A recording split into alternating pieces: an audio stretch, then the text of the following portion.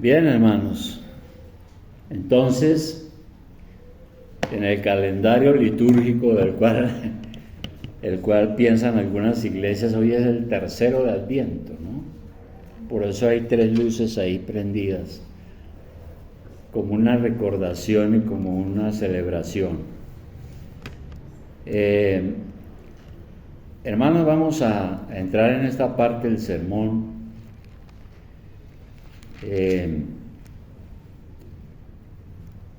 Y en esta época de Navidad estamos predicando sobre la paz. Recuerda que hace 20 días empezamos a hablar sobre la paz y preguntamos que cuál paz, que aquí se habla de paz total y que cómo será que si es posible tener paz sin Jesucristo, que es el príncipe de paz. Es muy difícil, porque el pecado del hombre es mayor que el deseo de la reconciliación. Pero predicamos precisamente por eso, porque Jesucristo es el príncipe de la paz y porque la Navidad nos recuerda que el Hijo de Dios se ha encarnado como hombre para mostrarnos el amor y la buena voluntad de Dios para con nosotros. Navidad entonces es paz y reconciliación, porque esto es lo que Dios ha hecho con nosotros. A la vez Dios nos llama también a nosotros, a cada uno de nosotros, a hacer las paces con Él, perdonando nuestros pecados con la condición de que nos arrepintamos de corazón y creamos en Jesucristo. Básicamente ese es el mensaje de la Navidad, ¿no? El Señor ha venido a reconciliarnos con Dios en su amor y misericordia, en todo lo que Él es, pero nos pide que tengamos un arrepentimiento verdadero y una conversión y creamos en el Señor. Desde esa perspectiva, entonces, la iglesia es una comunidad de paz, porque con nosotros está el príncipe de paz, el Señor. Es por eso que el apóstol Pablo, cuando uno lee el Nuevo Testamento, encuentra que él permanentemente está exhortando a la iglesia para que practique la paz. Si usted es miembro de nuestra iglesia y es creyente en nuestro Señor Jesucristo, la palabra dice que Dios espera mucho de usted. Vamos a abrir Efesios capítulo 4, versículo 1. Efesios capítulo 4, versículo 1.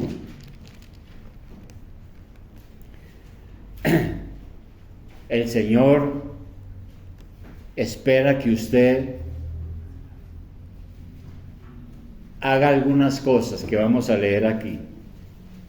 4.1 dice Pablo, Efesios 4.1: Yo pues, preso en el Señor, os ruego que andéis como es digno de la vocación con que fuisteis llamados. Lo primero es que Dios espera que usted viva dignamente, cada uno de nosotros. ¿Y qué quiere decir eso? Dice aquí, les ruego que anden, es decir, que vivan, que se comporten como es digno de la vocación con que Dios nos ha llamado.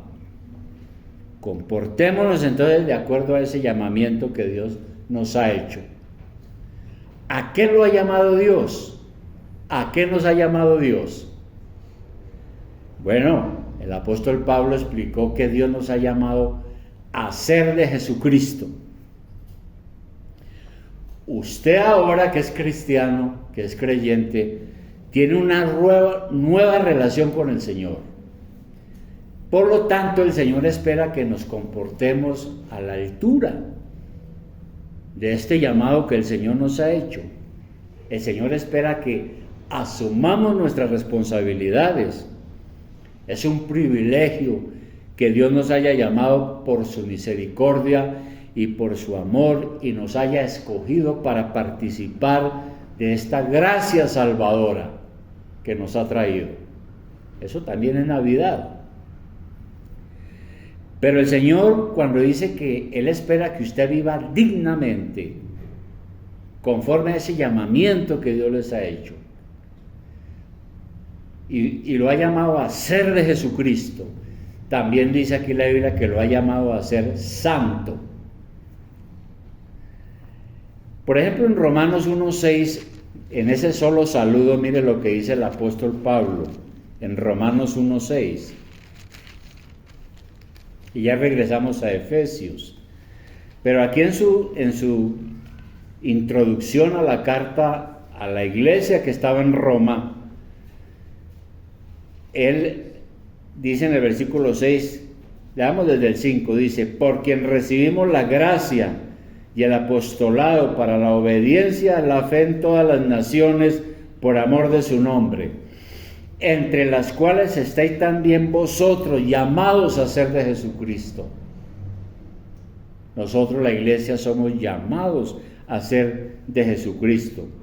Y luego en el 7 dice: a todos los que estáis en Roma, amados de Dios, llamados a ser santos, lo cual no es solo para esa época, sino para hoy.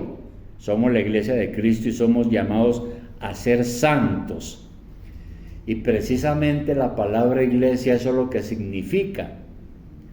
La palabra iglesia significa los que han sido llamados por Dios para salir de un mundo perverso y formar parte de esta comunidad y de esta reunión de creyentes a la que conocemos como iglesia. El Señor dijo: estamos en el mundo, pero no somos del mundo. Nosotros no participamos de la cultura mundana y pagana en que vivimos. Nosotros no participamos de las costumbres y maneras de pensar de un mundo que no tiene en cuenta a Dios y que al contrario le ha dado las espaldas al Creador. Por eso en 1 de Juan 2:15, vamos a mirar ese versículo también. 1 de Juan 2:15.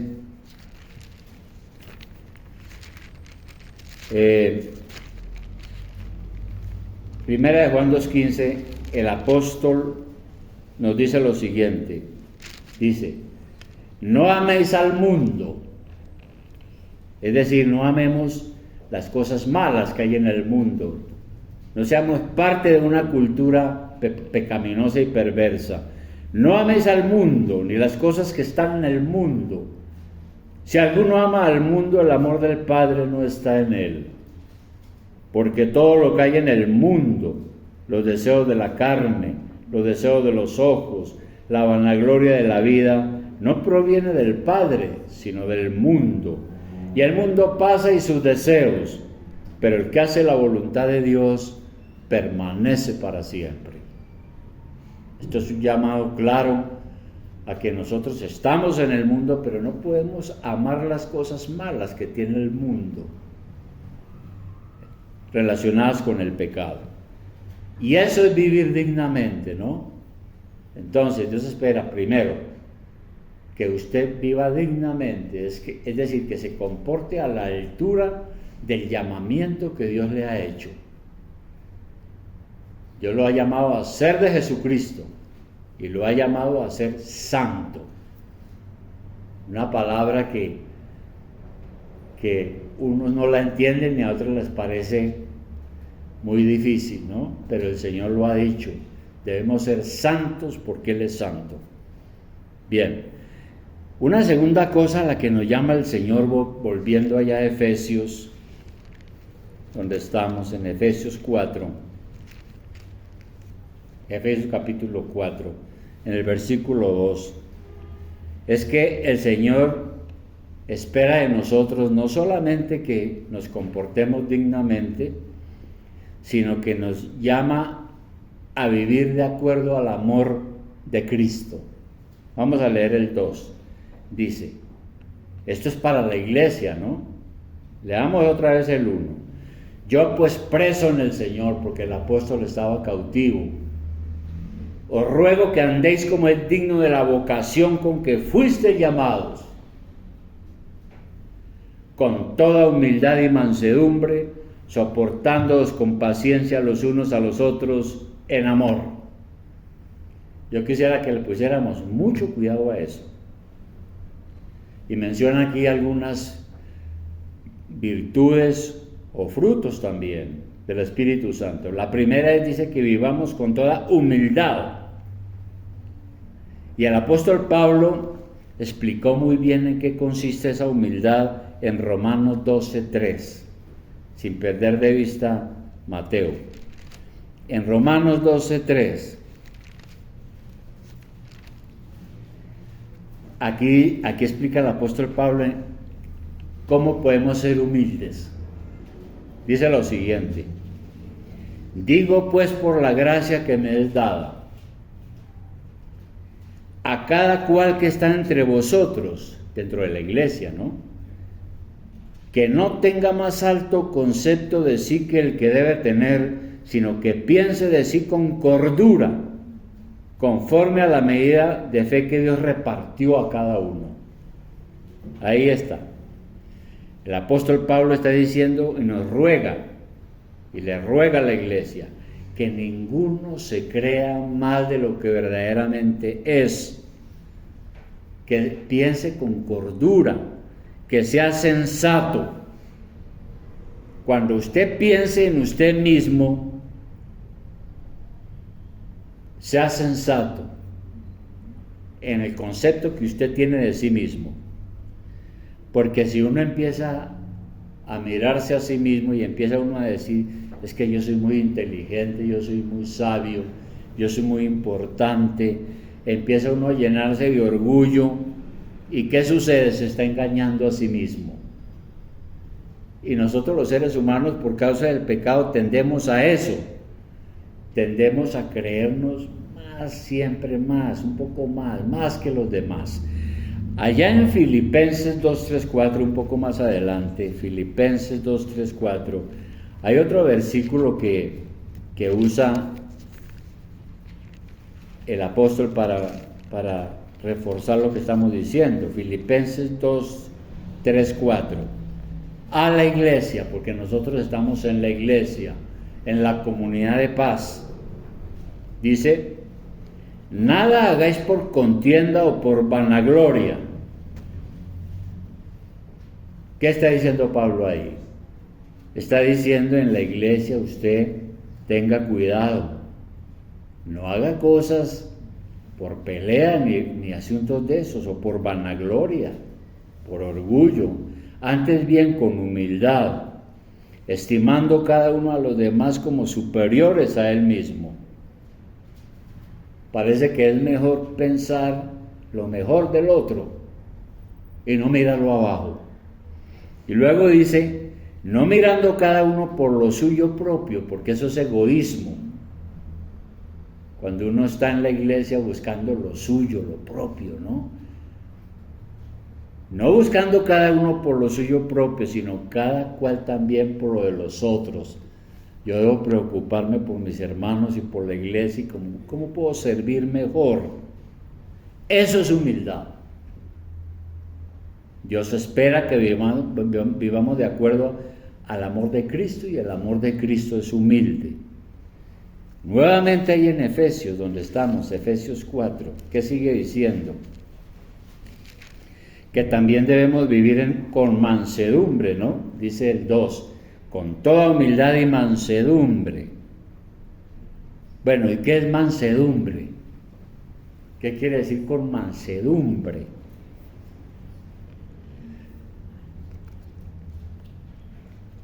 Hay algo que leí alguna vez que creo que es lo mejor que yo he leído sobre la mansedumbre, que lo explica. Y es que la mansedumbre no tiene que ver con el carácter personal totalmente. Hay personas que son muy tranquilas en su manera de ser. Son tan tranquilas que no les importa nada en la vida. Como decimos popularmente, tienen una frescura inusual. Pero eso no es mansedumbre. También hay personas que son muy amables por naturaleza, ¿no? Son muy queridas, muy simpáticas. Pero eso tampoco es ser manso. Son cualidades del carácter personal de algunos, pero no es ser manso. Ser manso no significa decirle a todo que sí. No significa tener paz con todas las personas a cualquier precio, porque hay personas que dicen lo que sea con tal de no estar en desacuerdo,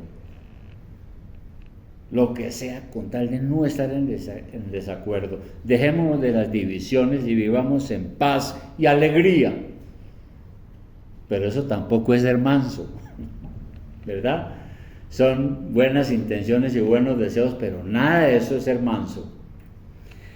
¿Por qué razón? Mire, uno lee en la Biblia que hubo grandes hombres, fueron mártires de la fe, los apóstoles. En el Antiguo Testamento, Moisés, por ejemplo, tenían un carácter templado. Y Dios los fue transformando hasta que ellos llegaron a tener esa virtud de la mansedumbre, pero jamás pasaron por alto la mentira y la injusticia. Nunca. Eran personas de gran fortaleza, de gran coraje, pero nunca pasaron por alto las cosas que están mal hechas. Entonces alguien dijo una definición que me parece muy buena. Dijo que la mansedumbre es fortaleza bajo el control divino. O sea, uno puede tener un temperamento recio, impetuoso, duro, pero bajo el Espíritu Santo uno tiene esa manera de ser, la tiene uno bajo control, y entonces eso sí que es una expresión de la mansedumbre. Nuestro Señor Jesucristo era manso por excelencia, pero era un hombre de gran fortaleza, enérgico, nunca aceptó la injusticia y el pecado. En Hebreos dice que él amó la verdad y la justicia y aborreció la maldad, ¿verdad? Porque a veces Jesús no era el del Sagrado Corazón de Jesús de la Iglesia Católica, con ojos azules y mirada tierna y cabello ondulado y no, Jesús no era así. Eso es un desorden, eso es una herejía. Jesús era un hombre fuerte, recio, pero un hombre, era el Hijo de Dios, manso y humilde de corazón.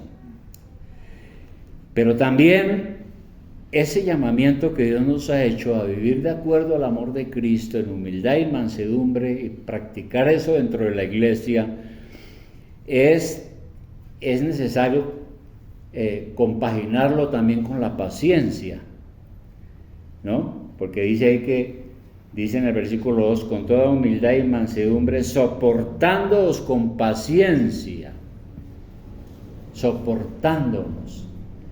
¿Cómo es cuando uno soporta a otra persona? Yo creo que la idea es tener buen temple, no dejarse provocar.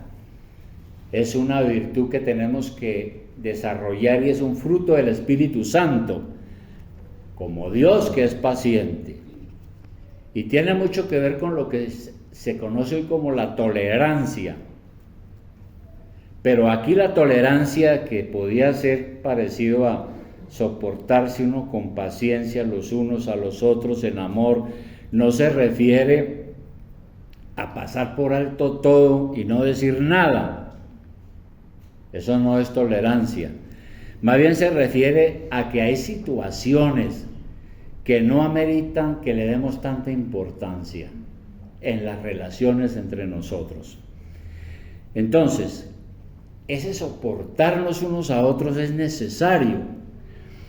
Y claro, no está hablando aquí de tolerar conductas abiertamente pecaminosas que claramente no podemos estar de acuerdo y que es necesario entonces exhortar al hermano para que se arrepienta o aconsejarlo para que cambie su actitud. Aquí se está refiriendo entonces, en esto de soportarnos unos a otros, es a ciertos defectos que probablemente usted vea en los demás y que eventualmente no le gustan, pero que tampoco ameritan un enojo o una enemistad con nuestro hermano. Por ahí va la cosa. A veces uno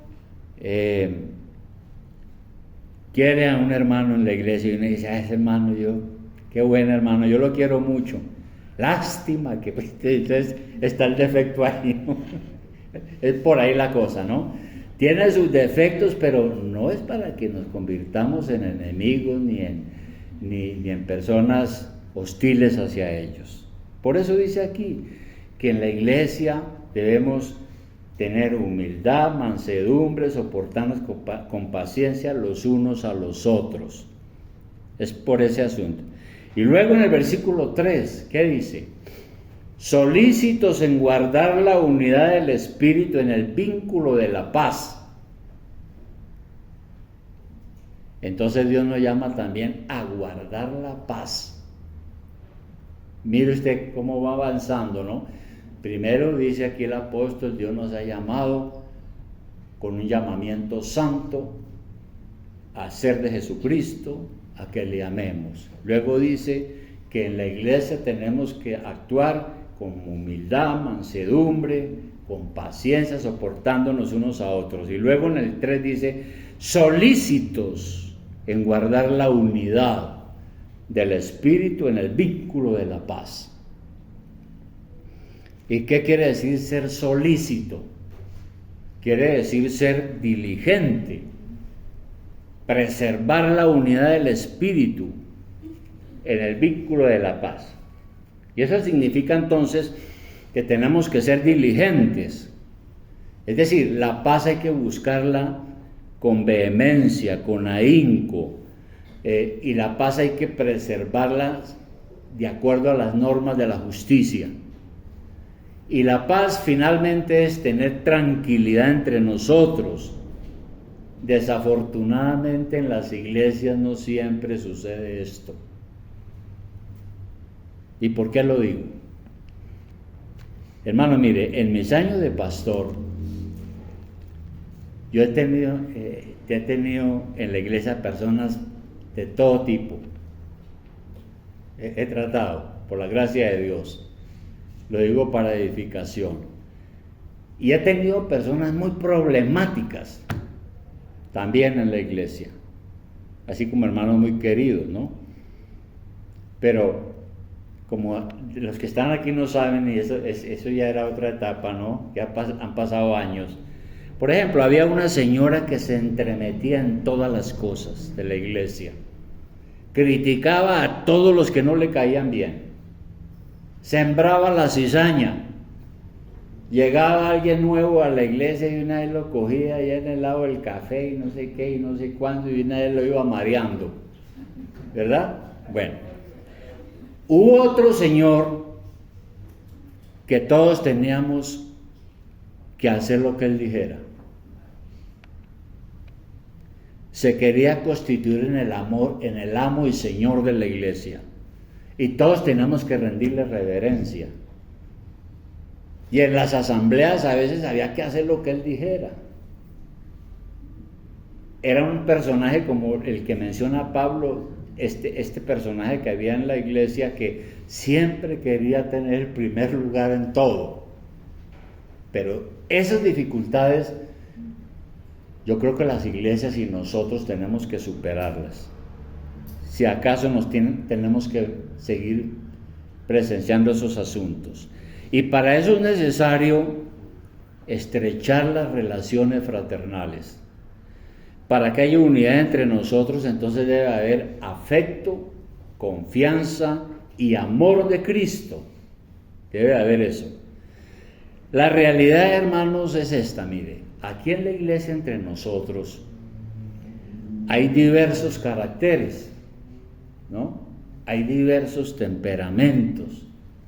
Aquí hay hermanos que son muy tranquilos, hay otros hermanos que son muy nerviosos, hay otros hermanos que son muy eufóricos, hay hermanos, bueno, hay de todo clase, ¿no? ¿Por qué razón? Porque Dios nos ha hecho diferentes, pero también porque hemos sido educados de una manera diferente.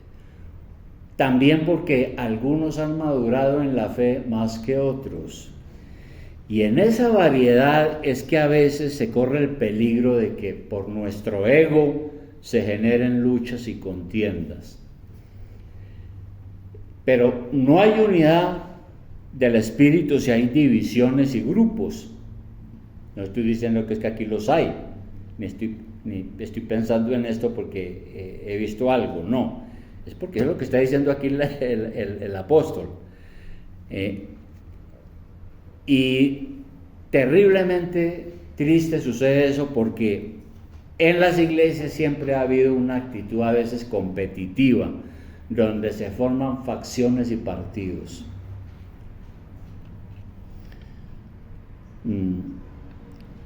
Hace unos años, bastantes años, hay una iglesia aquí en el centro de la ciudad, la iglesia bautista central, donde me bautizaron.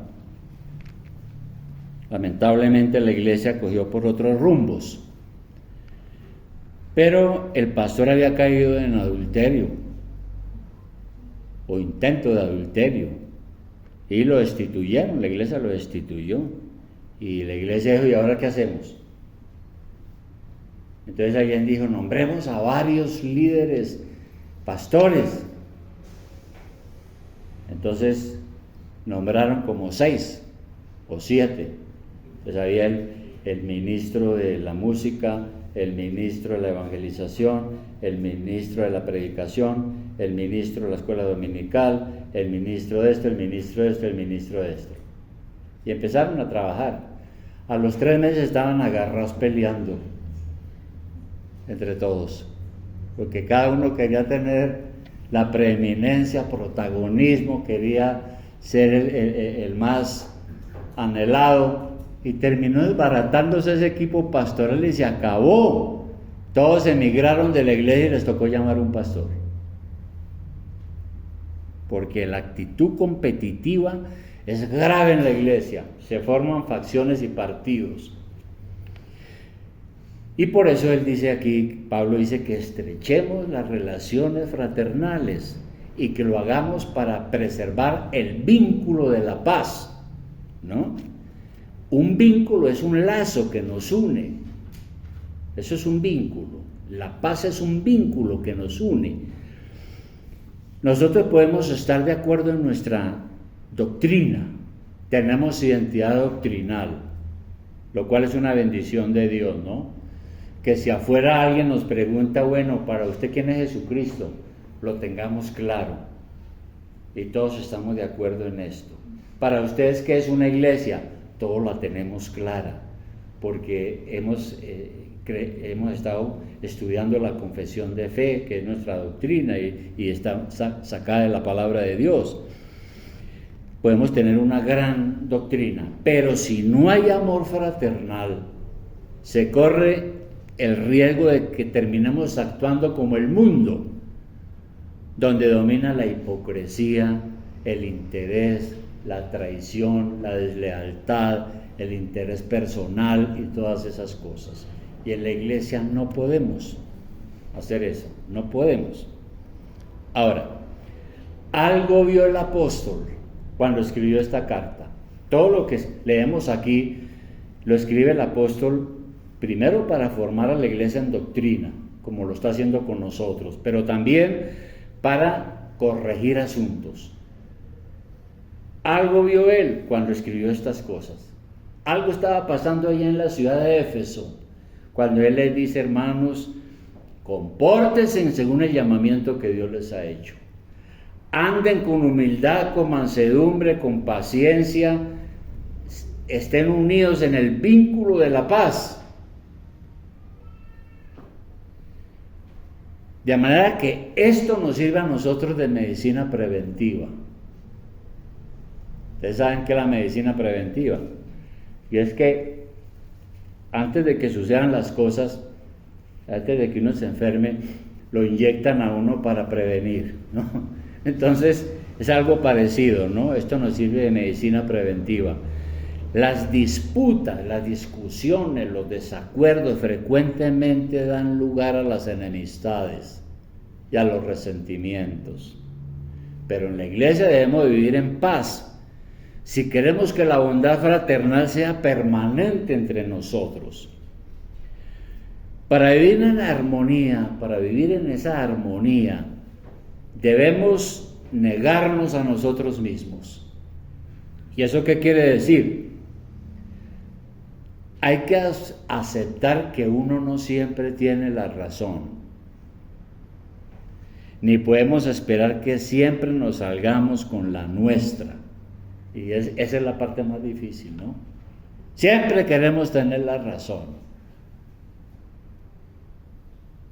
Pero en aras de la paz y de la práctica del amor de Jesucristo, tenemos que entender que eso no es así, que no siempre tenemos la razón. También que debemos soportar las debilidades y fallas de los demás. Antes de juzgar debemos mirar por qué la persona actuó de esa manera y no juzgar a priori, es decir, no juzgar antes, que es lo que no hacemos. Vemos una actitud en alguien y una vez decimos es que y no hemos investigado por qué fue que actuó así, ¿verdad? A mí siempre me impresiona lo que dice Proverbios 19:11. Proverbios 19:11. Proverbios 19:11. ¿Qué dice Proverbios 19:11? Dice, la cordura del hombre detiene su furor. ¿Qué quiere decir ese versículo, ese proverbio? La cordura del hombre detiene su furor. Que a mí me puede dar mucha furia.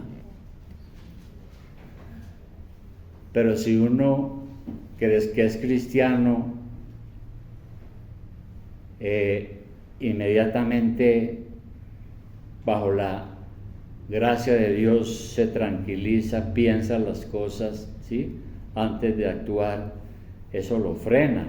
Y luego sigue diciendo, y su honra es pasar por alto la ofensa. Dice que si yo paso por alto la ofensa es una honra. Habrá momento para arreglar el problema después. Habrá momento. Pero lo que quiere decir aquí es el tema de las debilidades, las faltas, los defectos de los demás, porque somos una comunidad donde hay personas que piensan de tantas maneras, tienen tantos trasfondos culturales, tienen diferentes preparaciones, ¿eh? Hay pobres, hay ricos, hay de todo. Tenemos que cuidar esto que dice aquí el apóstol. Lo peor es tener una actitud divisiva en la iglesia.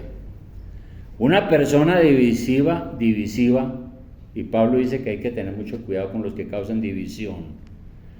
Una persona divisiva empieza a buscar aliados, ¿no? Busca la forma de que piensen y crean como ella. Eso hace. Empieza a hacer un partido dentro de la iglesia.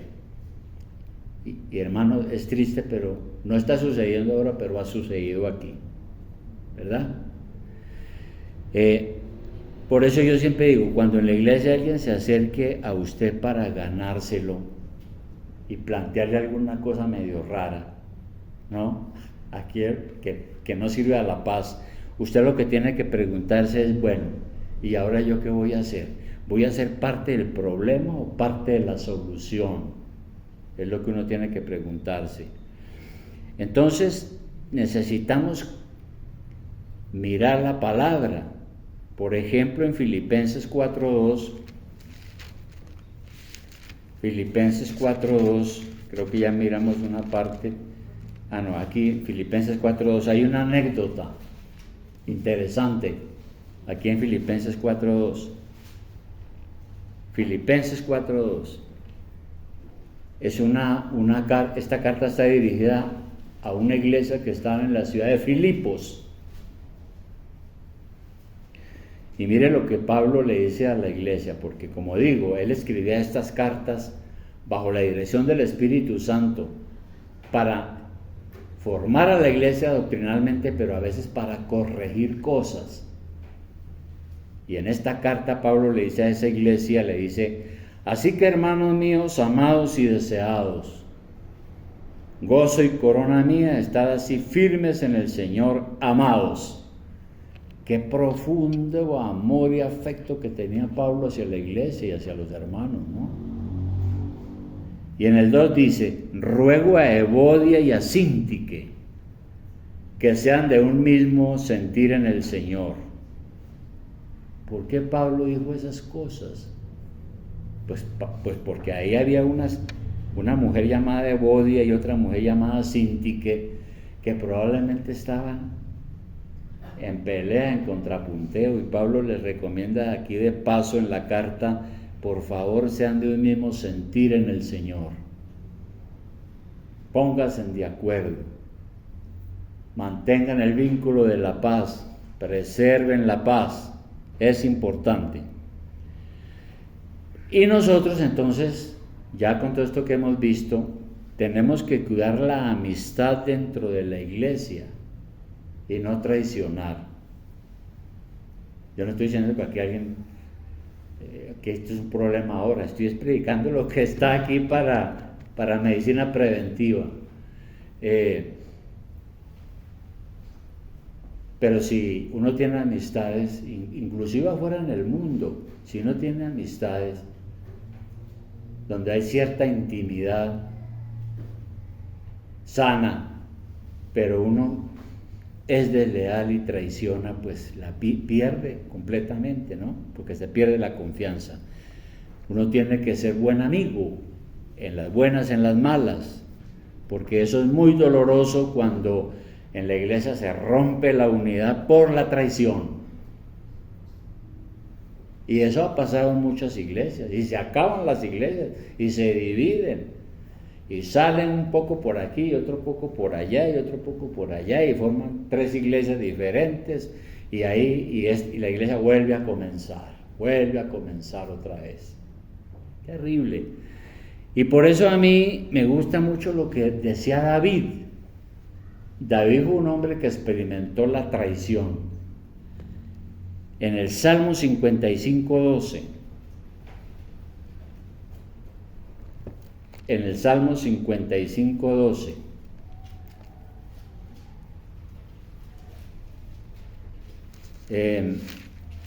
miren lo que decía David. Es muy importante. Bueno, este es uno de esos salmos que llaman salmos imprecatorios, donde se le pide a Dios que haga justicia, ¿no? Pero está en la palabra y fue inspirado por el Espíritu Santo, con una razón y un propósito. Y ahí en el Salmo 55:12, mire lo que decía David en este testimonio. Decía: porque no me afrentó un enemigo, lo cual habría soportado, ni se alzó contra mí el que me aborrecía, porque me hubiera ocultado de él, sino tú, hombre al parecer íntimo mío, mi guía y mi familiar, que juntos comunicábamos dulcemente los secretos y andábamos en amistad en la casa de Dios. Entonces él se queja aquí, se lamenta de que el propio, el cercano, el con el que adoraban al Señor en la casa de Dios, ese fue el primero que lo traicionó. Y esto me hace acordar también de Jesús, ¿no? Que dijo, en la última cena dijo, uno de ustedes me va a traicionar. Y empezaron, ¿quién? ¿Yo? ¿No? Dijo, no, al que le dé el bocado. Y se lo dio a Judas, al primero. Bueno, conclusión, hermanos. Todos los días tenemos que recordar que Dios nos llamó a ser santos en toda nuestra manera de vivir. El Señor dice, sean santos porque yo soy santo. A mí personalmente ese versículo me golpea todos los días, porque cada vez que la carne lo traiciona, ¿no? Que las cosas que uno siente malas, cada rato me acuerdo de esto. El Señor ha dicho, sé santo porque yo soy santo. Y podemos pedirle al Espíritu Santo eso, que nos santifique, para que seamos personas maduras en la fe. Porque todos los días tenemos que vencer las tentaciones. Ahora, si se presentan desavenencias en la iglesia,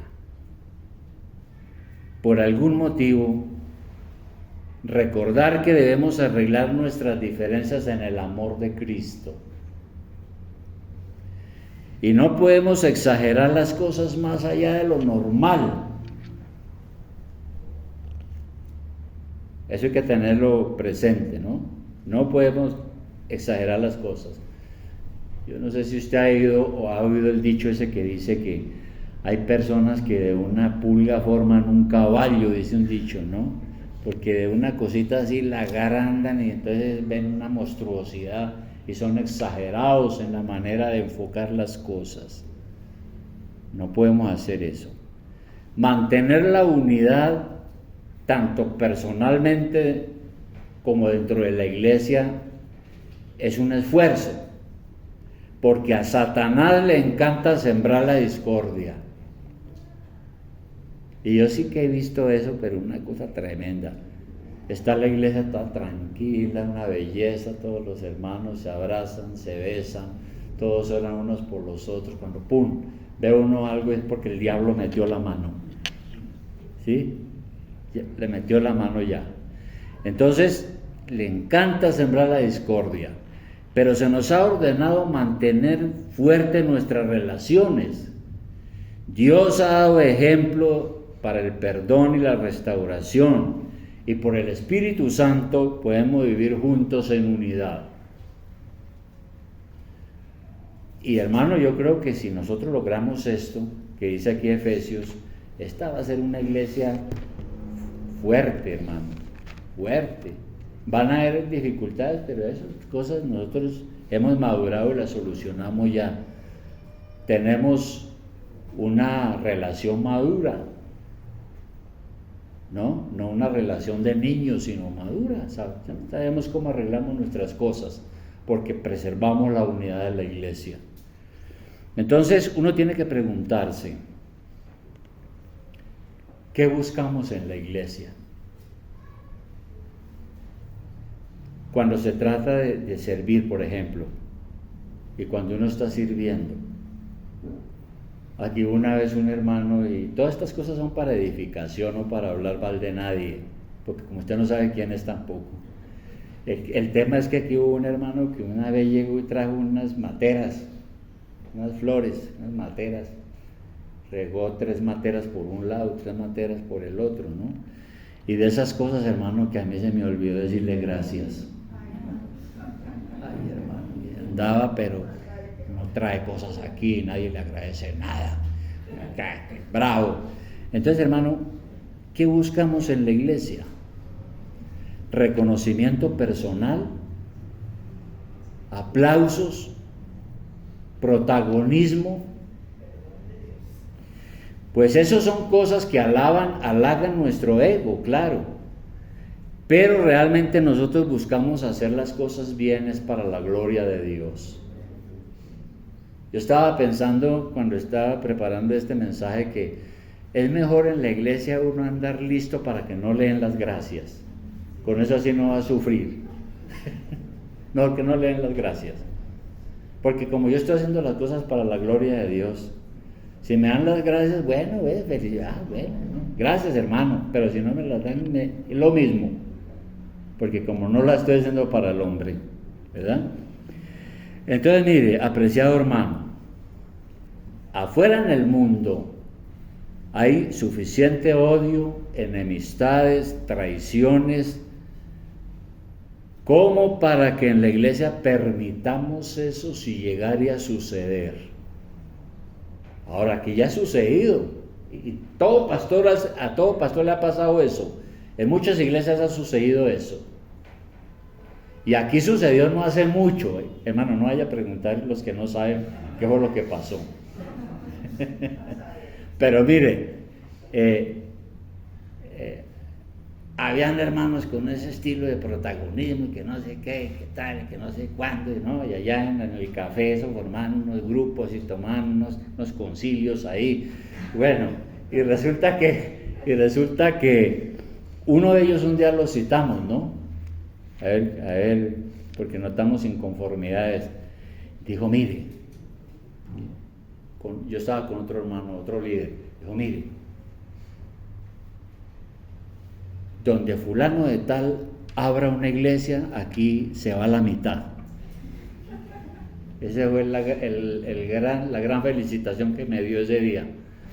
Y entonces yo le dije, pues hermano, esto sí me toma a mí de sorpresa, pero bueno, pues si eso es así, pues miraremos a ver qué se hace, ¿no? La cosa fue que se fue Peruel, no porque yo lo saqué, sino porque él mismo se le cumplieron aquí unas cosas y se fue. Entonces, por eso digo, si llegara a suceder, la pregunta es, ¿somos mansos, pacientes, tolerantes? ¿No? Tolerantes, menos quisquillosos, es que dicen algunos, menos quisquillosos. Esa es una pregunta para cada uno de nosotros. Si uno se descuida espiritualmente, la carne toma ventaja, y la carne es pues nuestro pecado, lo que somos como humanos, pecadores y llenos de fallas. Esa es la carne. Si uno se descuida, la carne toma ventaja. El apóstol dice que no alimentemos la carne. No alimentemos, no le echemos leña a esas pasiones y deseos que uno tiene que lo llevan al pecado y a la esclavitud. No. Y dice el apóstol, no le demos lugar al diablo. No le dé lugar al diablo. En nada. No juegue con la tentación, porque eso es muy peligroso, ¿no? La tentación es un poder si uno cae en el pecado, y Satanás está ahí obrando para destruirnos. Así que hermanos, pues yo quisiera que pensáramos en estas cosas, ¿no? El Señor nos ha llamado a vivir dignamente, porque nos ha llamado a ser de Jesucristo y a ser santos. Y para vivir dignamente hay que vivir de acuerdo al amor de Cristo. ¿Cómo? Humildad, mansedumbre, paciencia, tolerancia, ¿verdad? Ya hemos explicado algo. Y, por sobre todo, cuidemos la paz entre nosotros, el vínculo de la paz. Así seremos una iglesia unida. Pero si uno está por allá y otro por allí y otro por acá y otro por allá y otro bravo y otro, entonces eso no llega a ninguna parte. Tristemente eso pasa, hermano. Si no pasara, Pablo no hubiera escrito estas cosas. Y parece que pasó allá en la iglesia donde él escribió esta carta. Pero es una amonestación para nosotros, que estamos 2000 años después de que pasó eso, ¿no? Pero qué bendición que el Espíritu Santo dejó claro eso para que nos cuidemos entre nosotros. Vamos a orar, hermanos.